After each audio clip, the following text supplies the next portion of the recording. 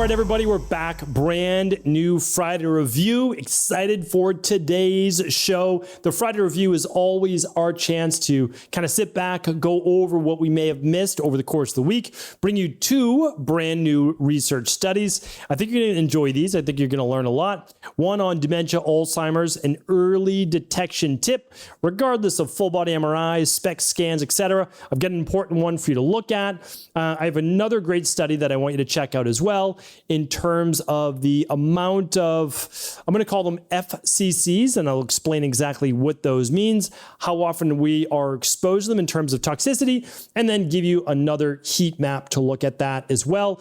I've got, instead of a book review today, because I've got a bunch of books, but this one's really important. I like to give out some quick tips. So I'm going to give you a quick tip on assessing. A lot of people say, you know, I'm exposed to mold. I'm going to give you a quick tip, the big difference between yeast, fungus, mildews, and mold today. I have a product review, one that's going to help you to be able to, and clinically proven, boost your testosterone levels naturally. And before we get started, though, I always love to give you a little bit of a recap on the week. Simple, super straightforward one. If you are thinking about coming to the Reimagine Health Summit, this is the very last week to get your tickets. We literally close the doors this Sunday. So if you're checking this out on Friday when it debuts, head on over to rhsevent.com. I won't say too much about it. You've heard me talk about it. It is the big annual live event that we do this year, happening in Orlando, Florida. Especially if you're in Florida, but even if you're not, we have people coming from all over the world. Last year, the furthest person traveled from Singapore. We've got lots of great prizes. You'll be hanging out with over 300 of your global health community members. Amazing speakers, so much more. You can check it out for yourself at rhsevent.com. Of course, I'll be there. My team will be there, and we'll be hanging out with you for the full 2.5 days. All right, let's get into what you may have missed over the past week. Ask for what you want. One of my favorite podcasts that I've done for the Mindset and Motivation Monday. That was episode 3160. Definitely tune into that. The next day's show on Tuesday was specific nutrient deficiencies that cause skin itchiness. So the week before, I went over environmental and other causes for skin itchiness, because believe it or not, there's a lot of people dealing with this. And the reason why I know there's a lot of people is, one, I've been in practice for a little while, but also I get to see what people write in on the weekends. And when there is consistently every week or every other week questions on skin rashes, skin itchiness, I like to do full podcast shows on them so I can point people to them. So you keep writing on the weekends. I'm going to keep answering your questions, turn them into larger shows as well. All right, then Wednesday's show is this revolutionary low-calorie fat substitute safe? So there is a product on the market right now that literally cuts out at least half of the calories for a lot of baked goods, snacks, ice cream, etc. The question is it safe? Is it healthy? Should you be using it? I give you my answer, my opinion, as well as the literature on that show. All these shows are, of course, at stephencabral.com/podcasts. And yesterday's show was the top 10 causes of low dopamine. This is extremely important. If you're someone who doesn't have ambition, you don't have a lot of drive, the reward, the pleasure center of your brain is not really lit up on a daily basis, check out this show. I think it'll be helpful. All right. Again, once again, all those shows at stephencabral.com/podcasts. Let's dive into today's show. I'm going to go over the product review first, and then I'll go over the quick tip second on the mold, mildew, yeast, fungus, etc. So this has a nice little story behind it. And I wouldn't say that it's actually nice, but I try to be kind. So in the world of nutritional supplements, this is a good thing. You're in an ideal world, you're regulated by what's called good manufacturing practices. That means when you get raw material into your facility, you should be testing it for heavy metals, for mold, for yeast, for bacteria. And of course, that's what we do at Equilife. Not everybody does, but GMP, you want to do that. And then when it comes out the door, what's on the label in terms of milligrams and all that should be what's on the label. That's really important, okay? Right? That seems basic, right? But that's not the case. Not for a lot of the Amazon products out there, not for non-functional medicine-based companies. So there's a lot of great functional medicine supplements from all the big brands, the well-known ones, and that's a good thing. But what you may not know on top of that is Sometimes, like with CBD oil, so we were literally one of the first people to offer CBD oil. I literally can remember it from 2017. Well, we were offering it. We were one of the largest suppliers of organic, full spectrum, like the good CBD oil. Then all of a sudden, our bank said, you have to stop selling that. You can't, we don't allow anything to do with cannabis. I'm like, well, it comes from cannabis as an extract, but there's no THC in it. It's not psychoactive. Doesn't matter. We get shut down, made an example of basically for 2 years, offering a great product. And so anyway, we don't offer that. Now we do, of course, at equilibriumcbd.com, but we say, okay, good. We got past the whole bank thing and, will they accept your funds because they don't want to be associated with the cannabis industry? Again, we're not that type of company, so I totally get it. All right. So then we have a couple other products. One of them is called Daily Testosterone Support. We like to name our products for the most part what they are. Like this helps you boost your testosterone naturally on a daily basis. And then we list the scientific studies, the literature right on the webpage. So that if you want to, you can actually say, oh, this ingredient boosts testosterone in this way. This one boosts it in this way. This one helps lower cortisol and stress, which then allows for higher levels of testosterone. Like we state all of those things. Doesn't matter. Our shopping cart, our shopping thing called Shopify, then says, no, we won't allow any products that are in the testosterone boosting market. And I'm like, and I get it because a lot of them are hypey, but ours literally says daily testosterone support backed by science. Anyway, many of you know we had to take it off our website then for 3 months. So we had to not reformulate, but relabel it. And now it is called Daily Male Support. So I'm going to show you that there, literally Daily Male Support. Now, I always say, and I mean this, that you do not need to purchase Equilife products. If it doesn't connect with you, I totally understand. Maybe you're working with an integrative health practitioner, a naturopathic doctor, or someone and they have different products they like. Great. What I always say though is look at the ingredients. Right? So we have international listeners all over the world, and maybe you're in Germany and we can't ship nutritional supplements to Germany. We can ship labs there, but they don't allow nutritional supplements in. Okay. So look at what's on the back though. Vitamin C, zinc, boron, Tongat Ali, Asian ginseng, DIM, which helps from the conversion to estrogen, maca root, Tribulus alone is amazing. Ashwagandha. So this is a product that improves overall libido, improves circulation, decreases stress, and improves testosterone. So what I always say is look for the ingredients that are clinically dosed that are going to get you the results you want. So Daily Male Support, and these, again, Daily Male Support is a name of a product. The ingredients in this product, clinically validated to boost testosterone. And what we do is, so let's just say you ran a lab called the Stress, Mood, and Metabolism at-home lab test. You can find that lab. All these, by the way, are at stephencabral.com/shop. It just takes you over to Equilife, and then you can run the stress, mood, and metabolism test. It'll actually show you if you have low levels of testosterone. And if you do, a product like this, now, I would recommend using the daily foundational protocol. It's going to get you your omega-3s. It's going to get you your full activated B complex, your methylated Bs, all those things that you need, okay? So you do that, plus you do the daily male support to boost testosterone. Now, let's say you're using that and you get a nice boost in testosterone, but you say, I want to even boost it a little bit higher within natural levels, of course, because these aren't anabolic steroids. So that is when that you can add DHEA. So DHEA, and we do low dosage, 5 milligrams twice a day, instead of 50 milligrams, which again, nothing wrong with that, but we start low and then you can run the labs again after 12 weeks and you can say, did it boost? Again, we run things clinically. We are one of the only organizations that I know of that backs this up with before and after lab testing with free hormone levels.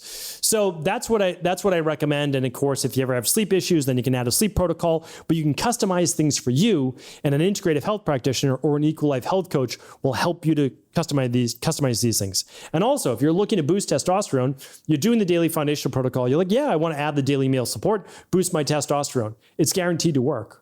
That's the other nice thing about a lot of functional medicine-based formulas is they're guaranteed to work for you. And I would always say look for that as well. So daily male support, if you're looking to boost testosterone, you're looking to boost libido, I can't recommend it enough. 2 capsules with breakfast, 2 capsules with dinner. You can do 4 at the same time. There's no issue with that, but we also like to split it up a bit as well. All right. Let's go now to our discussion on mold versus mildew. All right. So first of all, when we look at yeast and fungus and mold, they're really all part of the same family. They differ, but a lot of the same family. So that's why when we run another lab called the Candida Metabolic and Vitamins Test, on that first page, specifically the first 9 markers, which is a simple urine-based test, we are looking at improving your gut function. And if there's elevated levels of yeast and fungus, we know that we need to use something like the CBO protocol to knock that down. But also that same exact lab can give us an indicator of if there may be elevated levels of mold in your body. There's another specific at-home lab, and again, I just want to make sure you have all these options, called the mold and mycotoxins test, that actually shows if you've been exposed to mold. And then what we do from there is make sure you get the mold out of your house, remediate that. I have separate podcasts on that, separate interviews on that, but also at the same time, you can do the mold detox protocol to help get that mold, those mycotoxins out of your body. All right, let's get into it though. So mold and mildew are both fungal based, which we spoke about. So they're both fungal based, and they both reproduce by releasing invisible spores that attach to surfaces. Mold is generally considered more dangerous, although both mold and mildew can cause health issues. Technically, mildew is a type of mold in its early stages. Okay, so mildew is a type of mold in early stages, but there's bigger ways to distinguish because mildew doesn't always become mold, and mold is always mold, okay? So mildew is usually whitish or gray, while molds are typically black, green, red, or blue. Mildew is dry or powdery, while mold often appears fuzzy or slimy. Mildew is more flat, and mold is usually more raised. Mold is also more pungent in smell than mildew, but maybe not always, okay, especially if it's behind a wall. And it's often compared to like smelly socks. Like it's a good way to think about it. Damp socks, smelly socks. All right, so mold can grow in most places so mildew can grow in most places where mold cannot. And this is important because let's say you have a shower and shower tiles and you see those black spots start to appear, or grayish spots. That's mildew, not mold. Mold almost always needs an organic surface to begin to grow on and continue to thrive, okay? So again, very possible mold came from some mildew, but it usually needs that drywall or carpet or something like that to begin to feed off of those organic based fibers. And that just means like more natural fibers. All right. So this is really important when looking at the two. Mildew is going to be much easier to wipe away and remove, while mold often needs to be cut away completely, right? It can't actually be always taken away. So wanted to share that with you.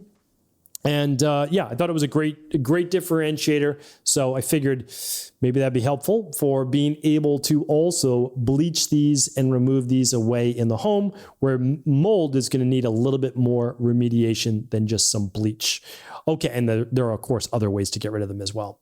All right, let's go through research study number 1, and I will link all of this up at stephencabral.com/3164. But I cut out the most important excerpt from you. It's a study that's published in the Journal of Exposure, Science, and Environmental Epidemiology.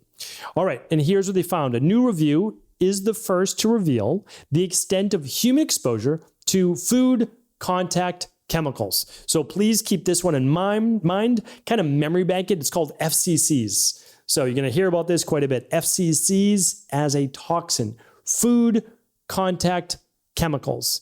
And what it means is that your food is put in a package like saran wrap or plastic or whatever it might be, and those chemicals leach then into the food they've been in contact with, and then you absorb it into your body.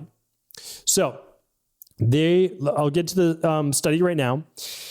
In a systematic approach, the authors compared over 14,000 food contact chemicals, FCCs, with data from 5 human biomonitoring programs, 3 metabolome and exposome databases, and the scientific literature.